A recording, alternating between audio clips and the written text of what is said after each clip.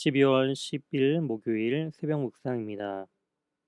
오늘 우리에게 주신 하나님의 말씀은 요엘서 3장 14절에서 21절 말씀입니다. 사람이 많음이여 심판의 골짜기에 사람이 많음이여 심판의 골짜기에 여호와의 날이 가까우미로다. 해와 달이 캄캄하며 별들이 그 빛을 거두도다.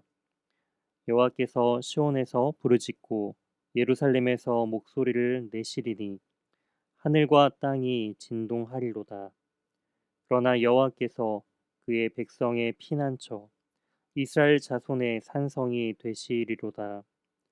그런즉 너희가 나는 내 성산 시온에 사는 너희 하나님 여호와인 줄 알 것이라.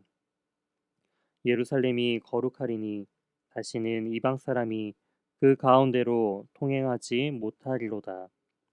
그날의 산들이 담 포도주를 떨어뜨릴 것이며 작은 산들이 젖을 흘릴 것이며 유다 모든 시내가 물을 흘릴 것이며 여호와의 성전에서 샘이 흘러나와서 시딤 골짜기에 대리라. 그러나 애굽은 황무지가 되겠고 에돔은 황무한 들이 되리니 이는 그들이 유다 자손에게 포악을 행하여 무죄한 피를 그 땅에서 흘렸음이니라. 유다는 영원히 있겠고 예루살렘은 대대로 있으리라. 내가 전에는 그들의 피 흘림 당한 것을 갚아주지 아니하였거니와 이제는 갚아주리니 이는 여호와께서 시온에 거하심이니라. 아멘. 오늘 본문을 중심으로 여호와의 성전에서 흘러나온 샘물이라는 제목으로 하나님의 말씀 증거하도록 하겠습니다. 오늘 본문은 하나님의 그 심판에 대한 마지막 이야기로서 이방 심판에 대한 부분들을 언급하고 있습니다. 14절에 사람이 많다라는 부분들을 계속적으로 강조하면서 심판의 골짜기, 즉 여호와의 날이 가까이 왔다라고 표현하고 있습니다. 이어서 많은 사람들이 심판당할 것을 이야기하면서 바로 열방에 대한 하나님의 심판을 이제 말씀하고 계심을 우리는 알 수가 있습니다. 이러한 심판의 징조로서 15절에 나와 있는 것처럼 해와 달과 별들이 그 빛을 잃어버리면서 1장에서 메뚜기 심판을 상징한 표현들을 동일하게 사용하고 있음을 알 수가 있죠. 즉 이러한 심판의 징조를 통하여서 바로 하나님의 심판이 피조세계에 영향을 끼침을 통해 바로 하나님께서 창조주 하나님이심을 바로 하나님의 주권을 나타내고 있음을 알 수가 있습니다. 또한 이러한 심판의 징조로서 16절에 나와 있는 것처럼 하늘과 땅이 진동합니다. 즉 말씀을 통해 하늘과 땅이 진동함을 우리가 바라봄을 통하여서 창조주 하나님의 그 말씀 가운데 천지를 창조하신 주님께서 또한 말씀으로 심판하실 것을 또한 우리는 이 말씀을 통해 알 수가 있습니다. 이 장에서 이스라엘에 대한 심판을 말씀하셨다라고 한다면 요엘서의 마지막은 이스라엘의 회복을 또한 말씀하고 있습니다. 즉 하나님께서 열방을 심판하실 때 하나님께서는 자신의 백성인 이스라엘 자손들을 주님의 자녀들을 보호하시며 또한 그들의 피난처가 되신다라고 16절에 말씀하고 있습니다.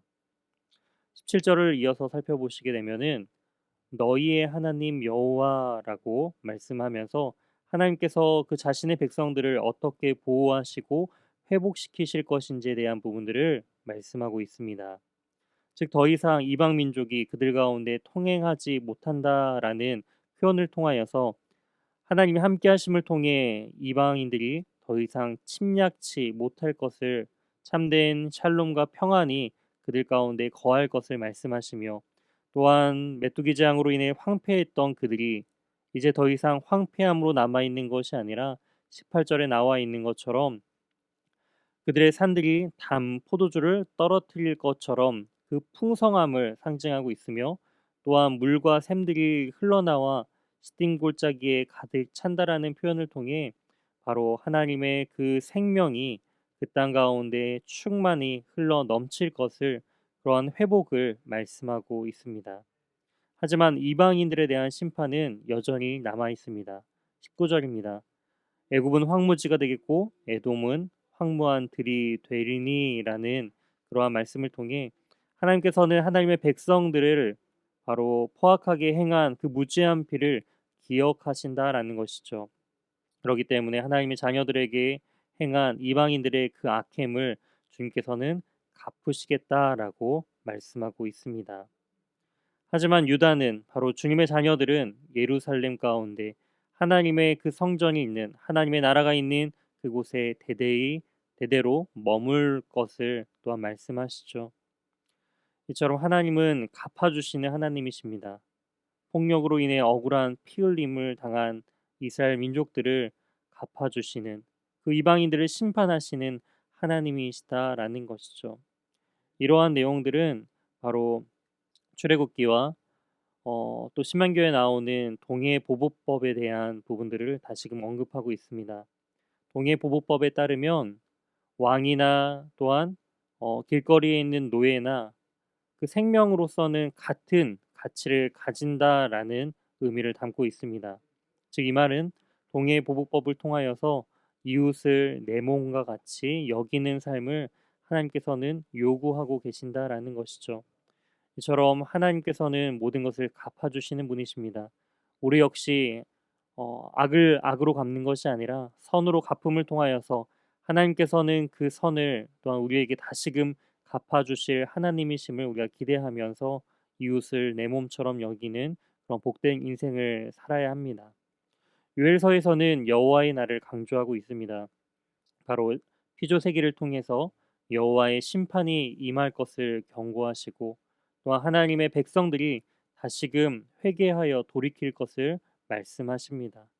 결국 열방에 대한 심판은 반드시 임할 것이며 돌이켜 주님 안에 거하는 백성들은 하나님의 말씀 가운데 참된 보호와 위로함을 받게 될 것입니다. 이처럼 우리도 하나님의 경고를 들을 수 있어야 합니다. 우리의 모든 삶 속에서 경고하시며 말씀하시는 그 주님의 음성에 민감히 귀 기울이며 주님 앞에 돌이킴을 통하여서 주님의 보호하심 속에서 참된 안식과 평안을 누리며 나아가는 저와 우리 연희교회 모든 성도님들이 되시길 주님의 이름으로 소망합니다. 함께 기도하시겠습니다. 하나님 아버지 감사합니다. 주님의 백성들을 보호하시며 복 주시기를 원하시는 주님, 주님의 심판의 날을 두려워하며 현재 당하는 고난 속에서도 하나님의 위로하심을 통해 오늘의 삶을 견딜 수 있는 힘을 허락하여 주시옵소서. 광야 같은 인생 속에서 늘 우리와 동행하시며 또한 은혜의 샘물을 열어주실 그 하나님의 은혜를 온전히 소망하며 살아가는 복된 오늘 하루의 삶이 될 수 있도록 주님 도와 주시옵소서. 이 모든 말씀 살아계신 예수 그리스도의 이름으로 기도드립니다. 아멘. 다음 기도 제목을 가지고 함께 기도하시겠습니다. 첫 번째, 오늘 말씀을 기억하며 자기 백성에게 축복을 주시기를 원하시는 하나님만을 바라보며 항상 은혜의 임재 아래 거하게 해달라고 기도해 주시기 바랍니다. 두 번째, 담임 목사님 청빙을 위해 기도해 주실 때 연희교회가 한 몸을 이루는 지체로서 머리 대신 예수님의 말씀과 뜻을 잘 전달할 수 있는 준비된 목회자를 모실 수 있도록 성도들의 영혼을 사랑하고 푸른 초장으로 인도하며 영혼의 생수를 마시며 성장시키는 목회자를 모실 수 있도록 사람의 생각과 방법이 아닌 오직 주님의 뜻과 방법으로 준비된 목회자를 모실 수 있도록 기도해 주시기 바랍니다. 세 번째, 코로나19의 조속적인 종식과 교회와 모든 성도들의 안전을 위해 기도해 주시기 바랍니다. 네 번째, 최종걸 지영준 선교사님의 사역과 가정 그리고 건강을 위해 기도해 주시기 바랍니다. 다섯 번째, 입원 요양 치료 중인 환우의 회복을 기도할 때 오늘은 김명순 권사님을 위해 기도해 주시기 바랍니다. 혈액암으로 지금 많이 고생을 하고 계십니다. 건강이 빨리 회복될 수 있도록 함께 기도해 주시기 바랍니다. 여섯 번째, 수험생들을 위해 기도해 주시기 바랍니다. 수능 이후의 면접과 서류 준비를 잘 준비하고 또한 모든 입시 과정 속에서 하나님의 인도하심을 경험하며 끝까지 나아갈 수 있도록 수험생들의 명단을 바라보면서 함께 기도해 주시기 바랍니다. 다 같이 기도하시겠습니다.